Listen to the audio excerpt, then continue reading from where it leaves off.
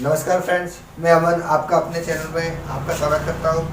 आज हम बाल विकास के अंतर्गत करीब 27 वाली क्लास कर रहे हैं, जिसमें अभिक्षमता मापन के नाम से एक वीडियो आ रही है। तो हम 27 वाली क्लास कर रहे हैं जिसमें अभिक्षमता मापन के नाम से, ठीक है, अभिक्षमता के नाम से जानेंगे और इसके प्रैक्टिस सेट और विशेष प्रकार क्या रहते हैं वह जानेंगे। तो सबसे पहले मैं आपको बताना चाहूँगा कि हम अभिक्षमता और अभिप्रेरणा दोनों में अक्सर कंफ्यूज हो जाते हैं कि दोनों है क्या। ठीक, अगर वहां पर एक प्रश्न बनता है कि एक विशेष प्रकार का उदाहरण दे देते हैं, ठीक है, जैसे कि कोई शिक्षक है, वह शिक्षक विद्यार्थियों में रुचि उत्पन्न करने के साथ में उनकी क्षमता बताता है, ठीक है, तो वह क्या कर रहा है, अभिक्षमता बता रहा है, अभिप्रेरणा बता रहा है, अभिवृत्ति बता रहा है, अभिरुचि बता रहा है, ठीक है। इस प्रकार के ऑप्शन आ जाएंगे तो यहाँ पर कंफ्यूज हो जाते हैं कि अभिक्षमता होता है कि अभिप्रेरणा होता है, ठीक है। तो सबसे पहले हमको उदाहरण समझना होता है कि उदाहरण में किस प्रकार की बात हो रही है। तो हम सबसे पहले जो अभिक्षमता रहती है वो अभिप्रेरणा होता है, ठीक है। अभिप्रेरणा का हमने टॉपिक पढ़ा हुआ है, तो अगर आपने अभी वीडियो नहीं देखी अभिप्रेरणा की तो आप प्ले लिस्ट में जाकर वह वीडियो देख सकते हैं। वहाँ पर आपको अभिप्रेरणा से संबंधित विशेष प्रकार के 5 प्रश्न और आपको एक टॉपिक अच्छे से मिल जाएगा, ठीक है। तो हम यहाँ थोड़ा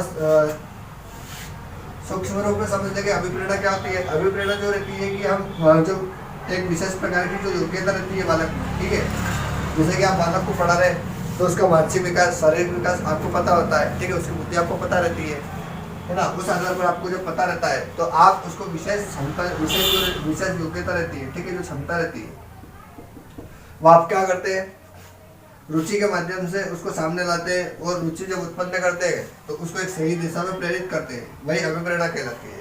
अब इसके अलावा जो अभिक्षमता रहती है, तो अभिक्षमता में क्या रहता है कि जो एक बालक रहता है उस बालक में एक विशेष प्रकार का क्या रहता है, योग्यता रहती है, ठीक है। तो आइए इसे हम थोड़ा अच्छे से जानेंगे।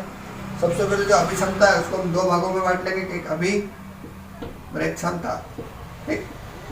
अभी का हिंदी जो अर्थ रहता है उसको हम विशेष प्रकार से बोलते हैं कि विशेष, ठीक है, और एक जो क्षमता रहती है उसको योग्यता बोलते हैं, ठीक। इसका अर्थ क्या हो जाएगा, विशेष योग्यता, ठीक है। जैसे कि मान लीजिए एक क्लास रहती है, एक कक्षा रहती है और वहां पर करीब 30 बच्चे रहते हैं, ठीक, 30 बालक बालिका रहते हैं। उसमें से एक बालक ऐसा रहता है जिसको बांसुरी बजाता अच्छे से आती है, ठीक है, वो बांसुरी बजाना अच्छे से मतलब अच्छे प्रकार से बजा लेता है, तो वह क्या होती है, अभिक्षमता होती है उसकी, ठीक है। और अभिषेक क्षमता होती है उसको विशेष योग्यता के अंतर्गत जान लेते हैं। अब थोड़ी रूप में जानेंगे हम अच्छे से। और देखिए क्या लिखा है, अभिक्षमता, अभि और क्षमता 2 शब्दों से बना है, ठीक है, जैसा कि हमने अभी देखा यहाँ पर, जिससे अभि का अर्थ विशिष्ट या विशेष क्षमता का होता है, विशेष होता है, ठीक है। क्षमता का अर्थ क्या होता है, योग्यता से होता है। अतः अभी क्षमता का अर्थ क्या होता है यहाँ पर, कि किसी विषय क्षेत्र में विशेष योग्यता, ठीक है, जो बालक रहता है वह बालक पठन में अच्छा है, खेल में अच्छा है और विशेष प्रकार की योग्यता रहती है उसमें अच्छा है, तो एक विशेष प्रकार के जो क्षेत्र रहते हैं उसमें उसकी योग्यता रहती है, तो इस प्रकार से अभिक्षमता कहलाती है। अब देखिए यहाँ पर क्या लिखा है, किसी क्षेत्र विशेष कार्य प्रशिक्षण व वातावरण में मिलने के बाद ज्ञान प्राप्त, ठीक है। क्या बोल रहा है कि जो क्षेत्र रहता है विशेष कार्य के लिए तो उसमें उसको प्रशिक्षण मिलता है या वातावरण में मिलने के बाद क्या होता है, ज्ञान को प्राप्त होता है। सीखने, निपुणता विकास करने की आंतरिक योग्यता को दर्शाता है, ठीक है। अब यहाँ पर देखिए क्या लिखा है कि अभिक्षमता किसी कार्य को करने की योग्यता और क्षमता का घटक है, ठीक है। जब अभिक्षमता क्या होती है कि कार्य को करने की योग्यता रहती है, उसकी योग्यता क्या रहती है और क्षमता क्या रहती है, उस आधार पर यहाँ पर रहता है, ठीक है। अब जैसे कि मान लीजिए एक बालक रहता है, उसकी एक से अधिक अभिक्षमता हो सकती है, ठीक है। कोई बालक कैसा रहता है कि उसको पढ़ने में रुचि रहती है पर खेलने में रुचि नहीं रहती है, पर एक प्रकार से ऐसा बालक रहता है जिसको पढ़ने में रुचि नहीं रहती है और खेलने में रुचि रहती है, ठीक है। वो व्यक्तिगत विभिन्नता के आधार पर कहलाता है, ठीक है।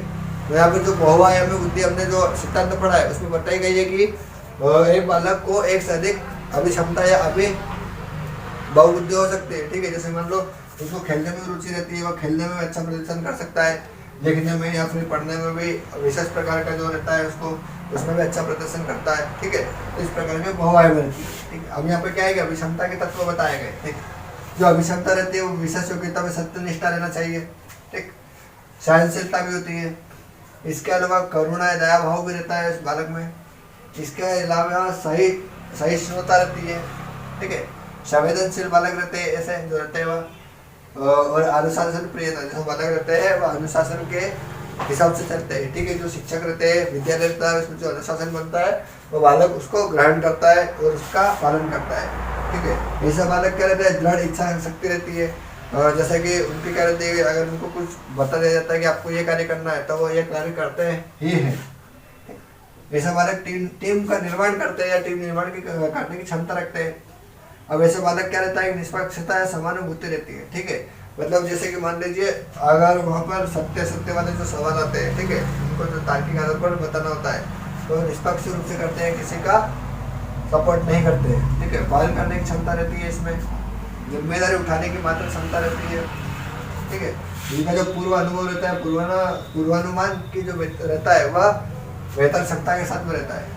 इसमें क्या मैं नहीं रहता है, ठीक है। इसमें मैं के माध्यम से नहीं चलते, ये हम की भावना से चलते हैं, ठीक है। इसके अलावा त्वरित निर्णय करने की क्षमता रहती है कि जो अभिक्षमता वाले जो बालक रहते हैं वो हमेशा से जल्द ही फैसला लेते हैं, ठीक है। इसके अंदर विशेषता बताई गई है यहाँ पर। यहाँ पर अभी जो क्षमता रहती है बालक में क्या है, व्यक्ति के आंतरिक व्यवहार रहता है, ठीक है। इसको आंतरिक व्यवहार के अंतर्गत रखेंगे।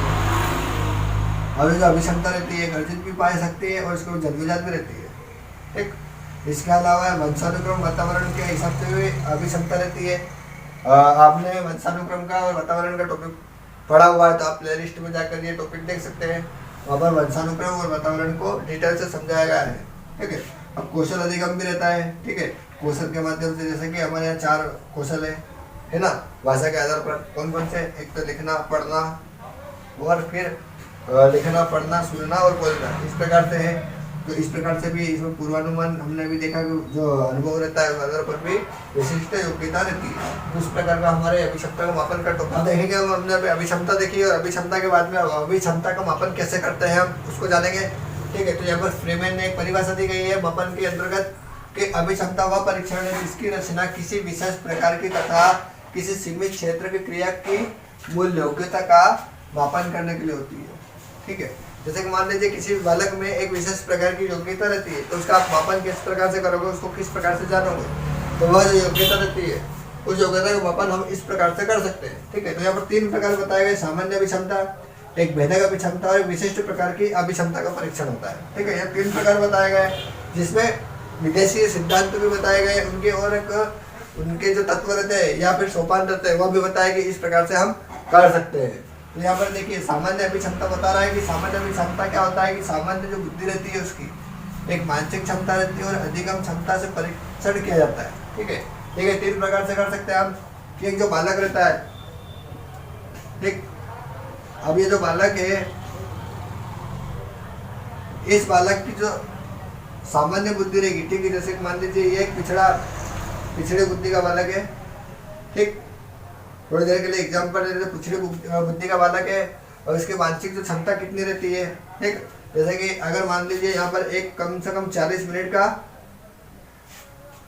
हमने पीरियड पढ़ाया हुआ है, ठीक है। एक किसी विषय में, जैसे कि हिंदी की बात कर लेते हैं, हिंदी में हमने 40 मिनट का पीरियड पढ़ाया हुआ है, परंतु हमने ग्रहण कितना करा, मात्र 10 मिनट का करा है। क्यों? क्योंकि वो पिछड़ी बुद्धि का बालक है, यह मानसिक क्षमता रहती है उसकी।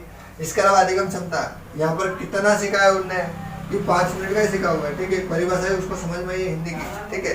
तो ये क्या होता है, इस प्रकार से हम सामान्य अभिक्षमता का हमने परीक्षण कर सकते हैं, ठीक।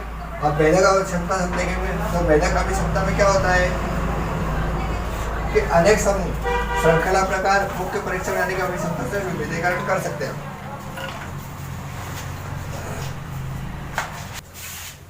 भेदक अभिक्षमता में क्या होता है कि आप एक बालक को, जैसे कि सामान्य अभिक्षमता में क्या होता है कि हम सिर्फ एक बालक का यहाँ पर परीक्षण कर सकते हैं, पर भेदक अभिक्षमता में हम सामूहिक रूप से कर सकते हैं, मतलब अनेक समूह के रूप में, ठीक है। एक क्लास रहती है उसको हमने 5 भागों में बांट दी, जैसे कि मान लीजिए 30 बालक बालिकाएं, अब इनको हमने 5 प्रकार के समूह में बांट दिए, ठीक है।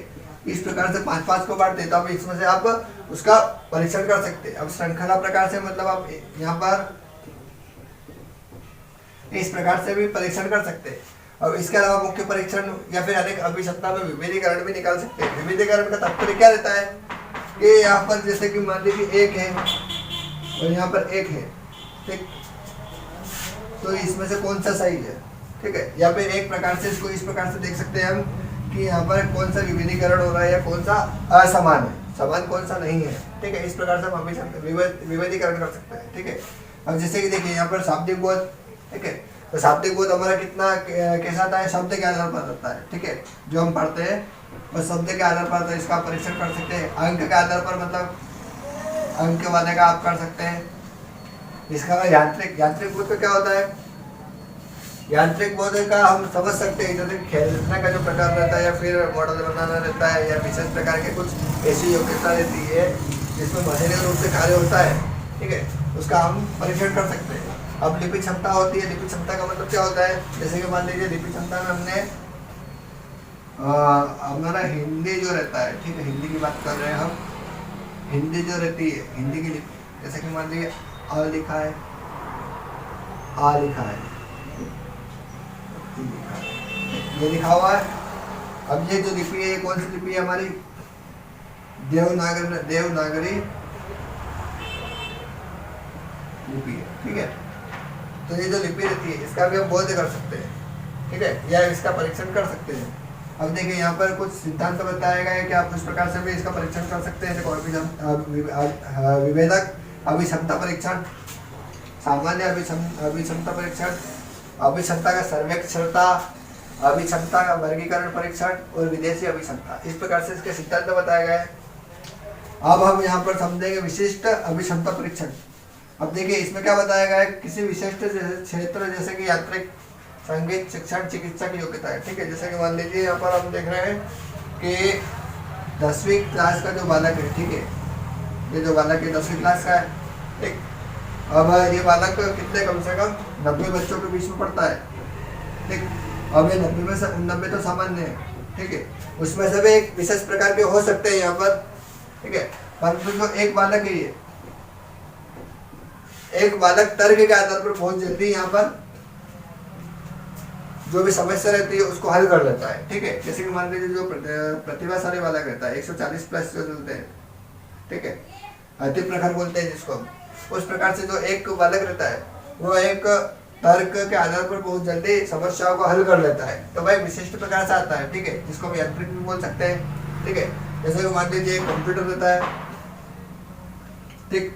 अभी इस कंप्यूटर में कुछ विशेष प्रकार की परेशानी आ गई है, ठीक है, जैसे कि केबल ही खराब है, ये केबल खराब है।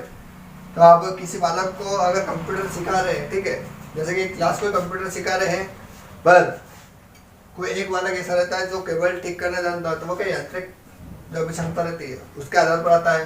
अब देखो संगीत के आधार पर हम देख सकते हैं कि एक विशेष प्रकार का जो बालक रहता है वह बांसुरी बजा लेता है, परंतु दूसरे जो बालक रहते हैं बांसुरी नहीं बजा पाते हैं, तो वह भी एक संगीत के रूप में आते हैं। शिक्षण के रूप में हम देखते हैं कि जो बुद्धि रहती है, प्रतिभाशाली, प्रखर या बिछड़ी जो रहती है वह शिक्षण के अंतर्गत आता है। चिकित्सा की योग्यता रहती है, ठीक है, जैसे कि मान लीजिए अगर वातावरण या परिवार उसका अच्छा रहेगा तो उस आधार पर जो बालक उनके परिवार में जो होता है इस आधार पर भी वह सीखेगा, तो उसकी जो योग्यता रहती है उस आधार पर रहता है। अब देखिए इसके लिए क्या होता है कि यांत्रिक अभिक्षमता रहती है, संगीत की भी अभिक्षमता रहती है, यहाँ पर चिकित्सा की रहती है और शिक्षण की रहती है। मतलब आप यहाँ पर सभी जो क्षेत्र रहता है उसको अलग अलग प्रकार से आप यहाँ पर परीक्षण कर सकते हैं, ठीक है। अब ये जो यहाँ पर सिद्धांत बताए गए हैं, ये सिद्धांत जो है ये विदेशी के रूप में, जिसमें हार्द कला के नाम से बताया है एक सिद्धांत, मेयर कला के नाम से बताया है संगीत, ग्रेमर से डिजाइन निर्णय, सिसोर का संगीत प्रतिभा, विंग का संगीत बुद्धि परमाभिकृत और मिनेसोटा लिपि की या बेनेट की यांत्रिक भौतिक सिद्धांत बताया गया है, ठीक है। तो इस प्रकार का हमने अभिक्षमता मापन का एक टॉपिक कंप्लीट कर लिया है। अब हम प्रैक्टिस सेट देखेंगे। अब हम प्रश्न देखेंगे। प्रश्न में बताया गया है कि सामान्य शब्दों में अभिक्षमता किसका घटक होता है, ठीक है।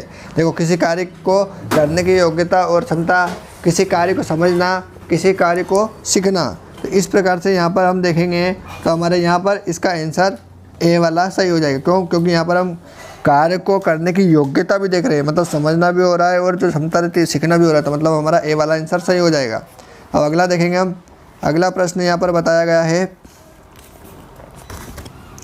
अगला प्रश्न बताया किसी विशेष क्षेत्र में पर्याप्त वातावरण एवं समुचित प्रशिक्षण द्वारा कुछ विशिष्ट कौशलों को अर्जित करने की समर्थता मनुष्य की किस विशेषता को इंगित करती है। तो बहुत बड़ा हो रहा है ये। और हम टॉपिक जो पढ़ रहे हैं वो टॉपिक किस पे है? अभिक्षमता पे। तो इसका आंसर भी अभिक्षमता ही होगा। ठीक है, तो अभिक्षमता लगा लेंगे हम।